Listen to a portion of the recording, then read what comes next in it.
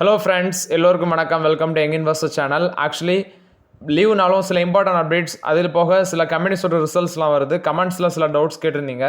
So அதெல்லாமே discuss பண்ணிட்டு தான் இருக்கிறோம். ஸோ ஃபஸ்ட்டு ஒரு நண்பர் கேட்டிருந்தாரு, இந்த என்டிபிசி க்ரீன் எனர்ஜியை பற்றி சொல்லுங்கள் ப்ரோ அப்படின்னு சொல்லி. இதோட ரிசல்ட்ஸ் ரீசெண்டாக வந்துருந்துச்சு. ஓரளவு நார்மல் ரிசல்ட்ஸ் போஸ்ட் பண்ணியிருந்தாங்க. ஸோ இந்த ஸ்டாக் வந்து 104 ரூபாயில் இருக்குது. பட் இது ரொம்பவே எக்ஸ்பென்சிவ். என்டிபிசியை கம்பேர் பண்ணும்போது 157 டைம்ஸ் மேலே இதோட பி ரேஷியோ இருக்குது. ஸ்டாக் வந்து 104 இருக்குது, பி ரேஷியோ 157 இருக்குது.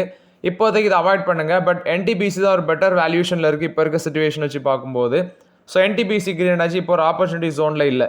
நெக்ஸ்ட் ஆர்விஎன்எல், இந்த பங்கு நான் நிறைய வாட்டி டிஸ்கஸ் பண்ணிட்டேன். ஸோ இப்போ வரைக்கும் பார்த்தீங்கன்னா அது 56 டைம்ஸ் ஏர்னிங்ஸில் இருக்கிறாங்க. 347 ரூபாவில் இருக்குது. 305 ரூபாங்கிறது 50 வீக் லோ. பட் இந்த ஸ்டாக்கு 150 ரூபா 200 ரூபாய்க்கு வந்தால் தான் ஒரு பெட்டர் வேல்யூஷனில் நமக்கு கிடைக்கும்.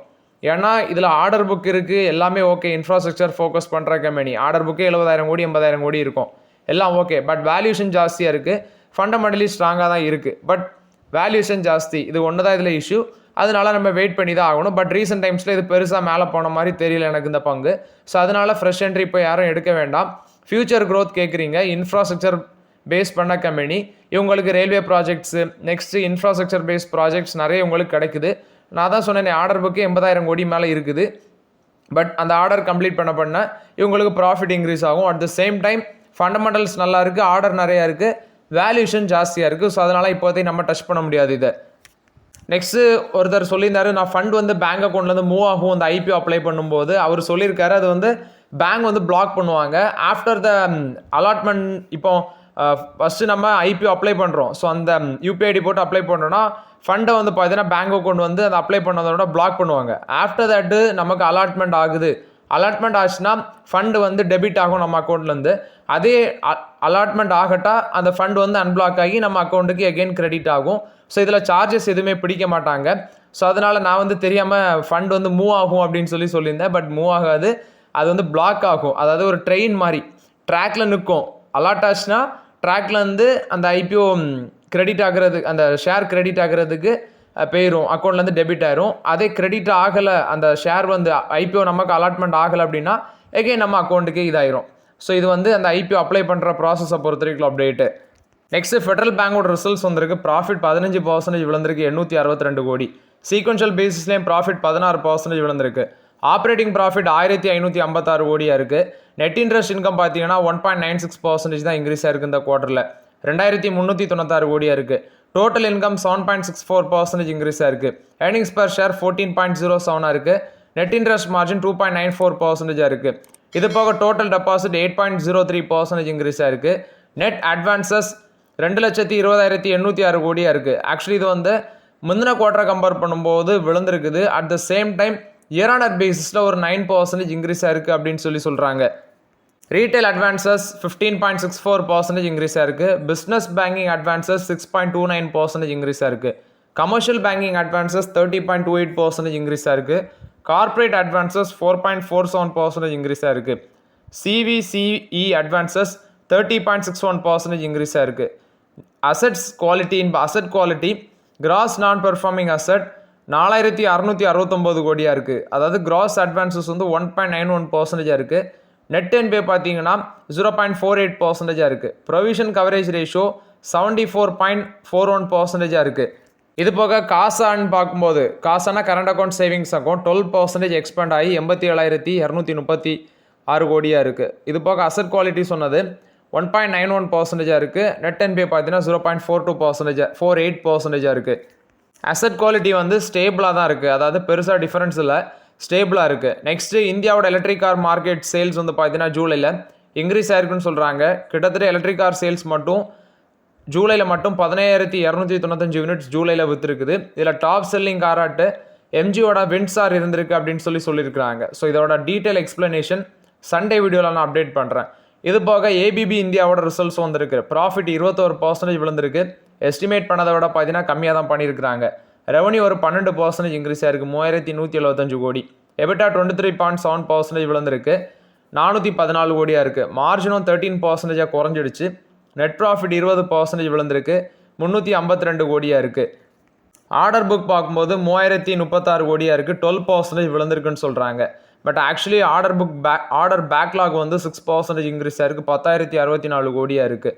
ஸோ ஆர்டர் டிக்ளைன் ஆனது, லார்ஜ் ஆர்டர் வந்து பார்த்தீங்கன்னா டைமிங் இன்க்ரீஸ் ஆனதுனால அவங்களுக்கு ஆர்டர் கொஞ்சம் டிக்ளைன் ஆயிருக்கு அப்படின்னு சொல்கிறாங்க. இது போக ஆக்சுவலி இதுக்கு முன்னாடி அவங்க வந்து ஒரு 9.77 டிவிடன் அனௌன்ஸ்மெண்ட் பண்ணியிருக்காங்க, ஒரு இன்ட்ரீம் டிவிடெண்டு. ஸோ இப்போ வந்து பார்த்தீங்கன்னா செகண்ட் குவார்டர் ரிசல்ட்ஸ்லேயே அவங்க போஸ்ட் பண்ணியிருந்தாங்க. பட் இப்போ அந்த டிவிடெண்ட் வந்து எனக்கு தெரிஞ்சு இப்போ தான் பேமெண்ட் பண்ண போகிறாங்க போலுக்கு, இந்த குவார்டர் ரிசல்ட்ஸில் மென்ஷன் பண்ணியிருக்கிறாங்க. இந்த பங்கோட ஷேர் வந்து, அதாவது இந்த கம்பெனியோட ஷேர் வந்து 5,384 ரூபாய் ட்ரேட் ஆகிட்டு இருக்கு. 2% மேலே லாஸ்ட் மார்க்கெட்டில் விழுந்துருந்துச்சு. பட் இது ரொம்பவே எக்ஸ்பென்சிவாக இருக்குது இந்த பங்கு, இப்போதைக்கு அவாய்ட் பண்ணுங்கள். அதே மாதிரி ஃபெடரல் பேங்கோட ரிசல்ட்ஸும் பார்த்தீங்கன்னா பெருசாக இல்லை. எனக்கு தெரிஞ்சு எகெயின் ஒரு ஆப்பர்ச்சுனிட்டி வருமானு பார்க்கலாம். 150 கீழே வந்தால் தான் ஆப்பர்ச்சுனிட்டி ஃபெடரல் பேங்க்கில் என்ன பொறுத்த வரைக்கும். 195 ருபீஸில் ட்ரேட் ஆகுது. லாஸ்ட் மார்க்கெட்டில் 3% விழுந்துருந்துச்சு. ஸோ நம்ம எக்ஸ்பெக்ட் பண்ணுற மாதிரி விழுந்தால் பார்க்கலாம் ஃபெடரல் பேங்க்கில். நெக்ஸ்ட்டு பார்த்தீங்கன்னா எல்ஐசியில் விரைவில் ஸ்டேக் சேல் இருக்கும் அப்படின்னு சொல்கிறாங்க. அதுக்கு வேண்டி இப்போ எல்ஐசி மட்டும் இல்லாமல் பப்ளிக் செக்டார் பேங்க்லேயும் நெக்ஸ்ட் 3 years to 5 years வந்து ஸ்டேக் சேல் இருக்கும். அதுக்கு வேண்டி இப்போ தீபமோட செக்ரட்டரியாக இருக்கிற அருணிஷ் சாவலா வந்து பார்த்தீங்கன்னா அந்த அனௌன்ஸ்மெண்ட்டை கொடுத்துருக்காங்க. அதுக்கு வேண்டி மெர்கன்ட் பேங்கர்ஸ், லீகல் அட்வைசர்ஸ் எல்லாமே அப்பாயிண்ட் பண்ணியிருக்கதாட்டும் சொல்லியிருக்காங்க. இது வந்து எல்ஐசி, இது போக ஐடிபிஐ பேங்கு, நிறைய பிஎஸ்சி பேங்க்லேயும் ஸ்டேக் டைல்யூஷன் இருக்கும். இது போக திலீப் பில்கான் வந்து பார்த்தீங்கன்னா ஒரு ஜாயின்ட் வெஞ்சூரில் வராங்க. அதாவது ஆர்பிஎல் பேங்கோட ஜாயின்ட் வெஞ்சர் வச்சு குருகிராம் மெட்ரோ கான்ட்ராக்டில் வந்து லோவஸ்ட் பிட்டராக இருந்து 1,500 கோடி ஒர்த் ஆஃப் 1,503 கோடி ஒர்த் ஆஃப் ரயில் ப்ராஜெக்ட் வந்து வின் பண்ணியிருக்கிறாங்க. ஸோ இந்த இன்ஃப்ராஸ்ட்ரக்சர் ப்ராஜெக்ட் வந்து 30 மாதத்துக்குள்ளே கம்ப்ளீட் பண்ணணும். ஸோ இந்த ப்ராஜெக்ட் மூலமாட்டு திலீப் பில்கானோட ஆர்டர் புக்கு 13,695 கோடியாட்டி இன்க்ரீஸ் ஆகுது. நெக்ஸ்ட் ஐடிஎஃப்சி ஃபர்ஸ்ட் பேங்க்கில் வந்து அப்டேட்டு, இவங்க வந்து வார்பர் பின்கஸுக்கு ஷேர் அலாட்மெண்ட் மூலமாட்டு ஒரு 4,876 கோடி 4,876 கோடி கன்வெர்ட்டிபிள் கியூமுலேட்டிவ் ப்ரிஃபரன்ஸ் ஷேர் மூலமாட்டு அவங்களுக்கு ஷேர் அலாட்மெண்ட் பண்ணி அது மூலமாட்டு இவ்வளோ ரேஞ்சுக்கு ஃபண்ட் ரைசிங் பண்ணுறாங்க. ஸோ இதனால் வந்து பார்த்தீங்கன்னா இப்போ டவுன் ட்ரெண்ட் போகிற ஐடிஎஃப்சி ஃபர்ஸ்ட் பேங்கோட ஷேர் ப்ரைஸ் மேபி மேலே போக சான்ஸ் இருக்குது. ஆல்ரெடி வந்து ஒரு 10% ஸ்டேக் இவங்க அக்யூஷன் பண்ணாங்க. ஸோ இப்போ அந்த ரேஞ்சுக்கு பார்த்தீங்கன்னா ஃபண்டும் ரைஸ் பண்ணுறாங்க. இது ஐடிஎஃப்சி ஃபர்ஸ்ட் பேங்கை பொறுத்த வரைக்கும் அப்டேட்டு. ஐ திங்க் 67 அந்த ரேஞ்சில் தான் இருக்கும். அகெயின் ஒரு 62, 63 வரும்போது பார்க்கலாம் ஐடிஎஃப்சி ஃபர்ஸ்ட் பேங்கில். ஸோ கொஞ்சம் வெயிட் பண்ணி பொறுமையாக யூஸ் பண்ணலாம். ஏன்னா லாஸ்ட் குவார்டர் ரிசல்ட்ஸ் ஒன்றும் ரொம்ப மோசம் கிடையாது. முந்தின குவார்டர் ரிசல்ட்ஸ் எடுத்துகிட்டு இந்த குவார்டர் ரிசல்ட்ஸை பாருங்கள், நல்ல ரிசல்ட்ஸ் தான் போஸ்ட் பண்ணியிருக்காங்க ஐடிஎஃப்சி ஃபர்ஸ்ட் பேங்க். நெக்ஸ்ட் இந்த விடா ஹீரோ மோட்டார் கப்போட விடா ஸ்கூட்டி, அது எலக்ட்ரிக் ஸ்கூட்டர் லான்ச் பண்ணியிருந்தாங்க, விடா BX2. ஸோ அது வந்து அஃபோர்டபுள் ப்ரைஸில் மார்க்கெட்டில் கொண்டு வந்திருந்தாங்க, நியர்லி 50,000. பட் அது பேட்டரிஸ் சர்வீஸ் ஆப்பர்ச்சுனிட்டி இருந்துச்சுன்னா அது வந்து 1 lakh கிட்ட வரும். இப்போ இந்த சேல்ஸ் வந்து பார்த்தீங்கன்னா 10,000 யூனிட் மார்க்கெட் டச் பண்ணியிருக்குது ஜூலையில் அப்படின்னு சொல்லியிருக்கிறாங்க. இந்த விடா BX2 ரீசெண்ட் தான் லான்ச் பண்ணாங்க. சேல்ஸ் வந்து பார்த்தீங்கன்னா இன்க்ரீஸ் ஆகிருக்கு. ஸோ இப்போ ஹீரோக்கு எலக்ட்ரிக் 2-wheeler மார்க்கெட்டில் 10% மார்க்கெட் ஷேர் வந்திருக்குது. ஸோ ஐ திங்க் இந்த எண்டுக்குள்ளே 1 lakh யூனிட் சேல்ஸை வந்து அவங்க டச் பண்ணிடுவாங்கன்னு நினைக்கிறேன் ஹீரோ மோட்டார் காப்பு. ஆனால் ஹீரோ மோட்டார் காப் மொத்த சேல்ஸில் எடுத்து பார்த்தீங்கன்னா இவங்க ஹோண்டா தான் ஃபஸ்ட்டு இருக்கிறாங்க. ஹீரோ மோட்டார் காப்பு செகண்ட் பொசிஷனில் தான் இருக்கிறாங்க. எல்ஐசி ஹவுசிங் ஃபினான்ஸோட ரிசல்ட்ஸ் வந்துருந்துச்சு. இதில் அவங்க சொல்கிறது ப்ராஃபிட் வந்து 4.6% இன்க்ரீஸ் ஆயிருக்கு, 1,359 கோடி. டோட்டல் இன்கம் 3.9% இன்க்ரீஸ் ஆயிருக்கு. ஃபினான்ஸ் காஸ்ட் 6.3% இன்க்ரீஸ் ஆயிருக்கு. இம்பேர்மெண்ட் ஆன் ஃபினான்ஷியல் இன்ஸ்ட்ருமெண்ட்ஸ் அது 34.8% இன்க்ரீஸ் ஆயிருக்கு. இது போக எக்ஸ்பென்சஸ் 29.6% இன்க்ரீஸ் ஆயிருக்கு. Employee benefits and depreciation, employee benefit 5.6%, depreciation வந்து 10.5% இன்க்ரீஸ் ஆயிருக்கு. டோட்டல் டிஸ்பர்ஸ்மெண்ட் வந்து 13,116 கோடியாக இருக்குது, 2% மேலே போயிருக்கு. இண்டிவிஜுவல் ஹோம் லோன் செக்மெண்ட் 11,247 கோடியாக இருக்குது, 3% மேலே போயிருக்கு.